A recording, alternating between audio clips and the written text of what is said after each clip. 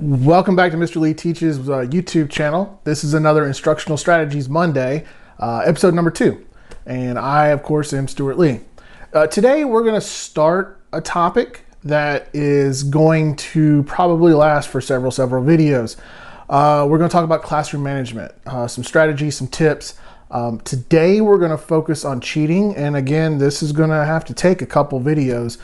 Because you could talk about cheating, you could talk about classroom management, you could talk about styles and strategies for hours and hours.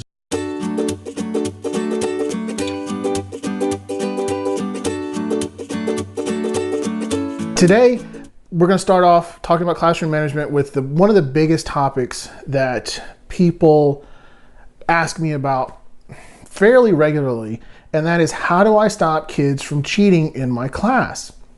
They have the Chromebooks, they have cell phones, they have iPads, whatever the technology they have. Teachers are just really frustrated about not knowing how to curb the cheating, how to control the cheating. It was much easier in their mind when everything was pencil and paper, because they had a strategy. They had practice doing that. Perhaps they even knew how they cheated in school, so they knew what the kids were going to do. But with the technology in the classroom, the Chromebooks, cell phones, like I said, whatever you have, it becomes a different strategy that's needed. Not so much harder or easier to control, because students are going to cheat. That's a fact of life. Human nature is to lie and cheat to your benefit. We deem that ethically wrong and morally wrong. However, little kids 2-3 years old learn how to lie. That's part of growing up as a human being. So it's going to be there. It's one of the evils of mankind. I don't know how to describe it. But let's talk about why students cheat in the first place. Because some teachers have a problem with it and some teachers don't. So why do students cheat? And basically, students or people in general cheat because they don't know the answer. And they feel compelled to give a correct answer. And so, that in a nutshell, they don't know the answer. If I were to ask you what is 2 + 2, you're going to tell me 4. You're not going to cheat to find that answer just to be able to cheat. You know the answer, so you're going to spit it out. There's no reason to cheat if students feel comfortable answering questions, knowing that they are prepared to answer those questions, or trusting in the teacher that if they fail, there's a growth mindset in the classroom and they can rebound, they can relearn, that their support system, that it's okay to fail in the classroom. All of this is a philosophy, and it is a cultural idea, but we're going to just kind of focus on cheating in general and some things that you can do no matter your culture, no matter your philosophy in the classroom. So the first thing we can do is we can increase the engagement in the lessons for the students. And that comes from moving things forward into that technology realm where they're working on projects, they're working on problem-based learning, project-based learning. They have actual assignments instead of tasks. Gone are the days of worksheets. Gone are the days of, I will lecture to you, you take notes. That's not engaging anymore. Engagement is giving the students ownership of the learning, making them excited about learning and making them want to learn on their own, go out and perform. So one of the things we can do in a non-technology type solution to cheating is change the way we ask questions. If we ask a question that is easily Googleable, students can Google it very easily, then it's not a good question to ask. 2 + 2. Now, you might need them to know their addition, but, if you made it into a more complex question, 2 apples plus 1 banana plus 1 grapefruit, how many pieces of fruit? Now they have to apply some critical thinking. They have to analyze text. It's a much more difficult question to Google search, but it's a much more meaningful question for the student to be able to answer as well. So that's number one tip right there, is to make your questions not easily searchable in a search engine. That goes right into the next thought that I had, was to reduce the motivation to cheat and reduce the ease that there is to cheat. So if I'm going to cheat because I want to have a good grade in your class, then if you lower the point value of your formative assessments, there's less motivation for me to cheat.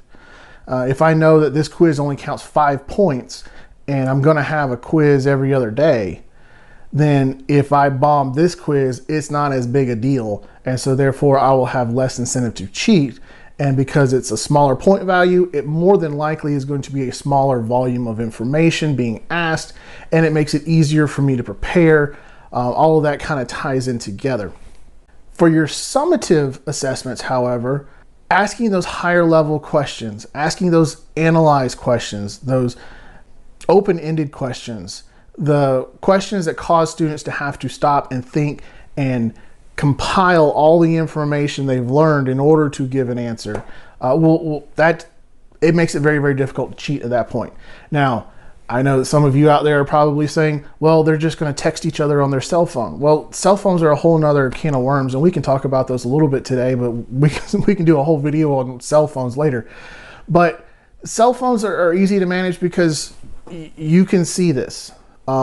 And when you're given an assessment, when you're given a project or something like that, your position in the classroom should not be behind your desk grading papers. Test day is not teacher vacation day. Test day is teacher walk around the room, monitor the situation day, just like every other day in a classroom.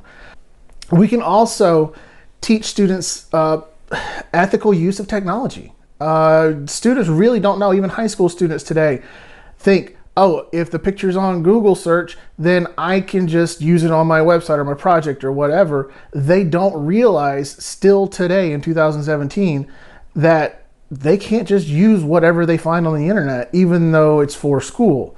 Now, technically you could just use it, and as long as it doesn't go anywhere, then, who's to know? But students don't understand that copyright concept, don't understand the ethics behind it. And so there's a lot of things. So sharing a document, talking through, a document about questions, they honestly, some of them may not realize that that's technically cheating.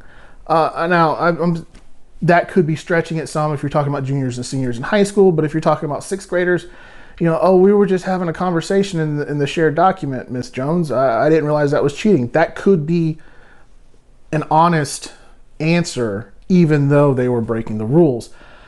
So teaching students about ethical use of technology, if we expect them to use technology ethically, is a big step as well. Now, teachers themselves may need a refresher course in ethical use of technology when it comes to copyright infringement, both video and audio and visual copyrights. Raising the level of your questioning so that it's hard for students to Google search it, reducing the motivation to cheat, lowering the value for formative assessments so they don't count as much, they're not as tempting to cheat on. Raising the level of questioning for summative and even some of your formative evaluations so that students have to analyze and critically think about the question before they answer it. And really figuring out the best way for you as a teacher to move your classroom from teacher-led to student-led, to increase that engagement by having the students take ownership over the learning rather than you tell them what they have to learn. A real easy way to do that is project-based, problem-based learning. Having students create more than consume is a great way to get that analytical piece, that problem-solving piece, that questioning piece by the students. And when a student gets to take that ownership of their learning, they get that little dopamine release from being good, the little brain reward chemicals start squishing around in there. And so the more they get to do stuff like that, the more they want to do stuff like that, and the more that they're going to feel comfortable being able to fail in your classroom and know that it's okay to fail. And I don't mean fail as in get a 50 for the semester. I mean fail as in I did not do well on this assignment. I did not do well on this test, quiz, whatever. But it's okay. It's okay to not do well all the time.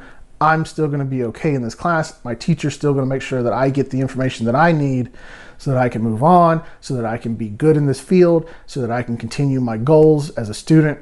that sort of thing.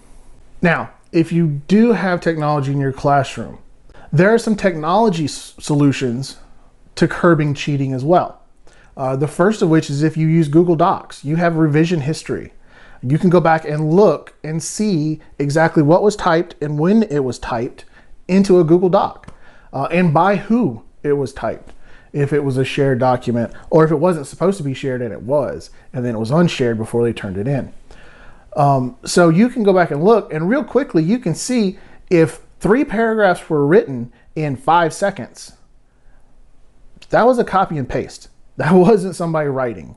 And to prove that, you can use DraftBack, which actually quickly retypes, re-edits, shows you all the edit process of a Google Doc as well. It's an add-on. Revision history is built into the Google Docs menu.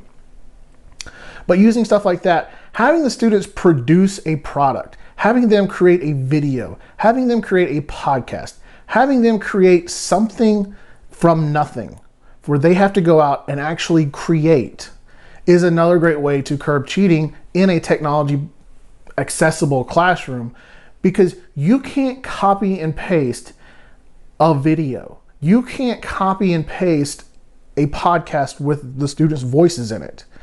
It makes it very, very difficult for them to cheat. Plus, those types of projects where the students get to be creative, where the students get to choose how they present, it really puts the learning back into their hands, and it makes them excited about it. And if a student is excited about learning something and producing something and doing an assignment, the motivation to cheat just really isn't there, because they want to do this. When students sit back and cheat, they don't want to put the work into it. They just want the grade at the final end of it.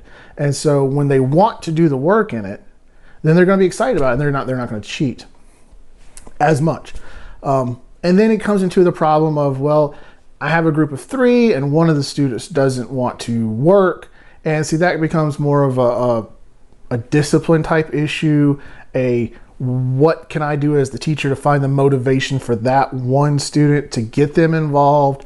What can I do with the other 2 students who are actively engaged to get them to help motivate that 3rd student? That comes into a little bit of a different area when it comes to classroom management. So we can talk about that in another video. Leave me a comment below if you want to have me do that sort of topic as a video. But then there's also things like NetOp, which is a Chromebook based, Chrome browser based, application where teachers can actually view student screens, take screenshots, send them messages, things like that. Hapara out of New Zealand is another company that has a similar product where you can view their screens, do screen capture, stuff like that. That's really, in my opinion, more of a like to have it, hope I never use it type tool, where if I'm doing some testing, maybe I'll probably have it up, and just in case I have a suspicion of a student and they're being pretty sneaky about some stuff, I can pull up without them knowing and see what they're actually doing. Another thing you can do, even if you don't have those kind of tools, is when you make assessments on a Chromebook or an iPad or something, make it a very bright. So let's say you're doing a Google form, make it a very bright background, and that's going to throw a lot of light into the students' faces. And you could even turn one of the lights out in the classroom, or if you have windows, you can turn all the lights out, make it more of a peaceful place, but also it gives you a lot better view to see that, oh yeah, they're getting hit with bright light. I know they're still on my form, even if I'm not behind the screen being able to see the screen. Also, if you can be in the back of the classroom or in the front of the classroom and just have all the screens where you can glance at them at a moment's notice and you can see screens, that curbs a lot of the cheating, because the students know, well, she can see my screen, I better not do anything. Nothing makes a student more uncomfortable than you standing right behind them and just standing there. They don't know why you're standing there. They can't get away with anything, or at least they feel like they can't get away with anything. And you may not even be looking at the student, but they can't tell that because you're behind them and they just happen to know that you're behind them. And so it's a funny little psychological trick. I don't know if trick's the right word. But if you've never done that, just stand fairly close and right behind a student and they'll start squirming in their seats before long from uncomfortableness. But it also keeps them on track. And they know that if you're circulating the room, don't circulate in the same pattern, by the way, because they'll learn that pattern within 1 or 2 trips around the room. And then as soon as you're past them and you're not gonna be looking at them for about 30 seconds, they're on something else. So walk around the room, stop in with students, just check on their progress, that kind of thing, and just be present. And so, like I said, you don't need that software to spy on the students secretly, although it's fairly nice to have when you're doing assessments and all. Stuff like that can also filter students with the internet. My thoughts on that is really teach them that ethics. Teach them how to use search. Teach them what is a good website, what is a bad website. Teach them appropriate ways to use social media. You know, we expect students to have the same ethics and morals and judgments, values as we do. And really, if we don't teach it to them, why do we expect them to have it? So in a nutshell, that's our first session of classroom management strategies, emphasis on cheating and how to control cheating. I hope I gave you some good ideas. I know I kind of went over a lot of stuff in this video. And so feel free to contact me and see if I can give you any more information, any more in-depth information about any of these things we talked about. I will be doing more of this type of video, especially on classroom management skills and cheating and specifics, because there's so much to be said about it. But I wanted to get this out there in front of you, and hopefully it generates some conversation in the comments below, and we can take that conversation and kind of roll it the direction that you want to see. So with that, if you enjoyed this video, please by all means hit the like button down below. And if you like my content, just go ahead and click the subscribe button so you'll be notified every time that I release a new video. I'd love it if you could leave a comment in the comment section so that I know what you're liking, what you're not liking, how I can make these videos better, because I am making these videos to help you be a better teacher in the classroom. And with that, we'll see you on Friday for our next how-to video.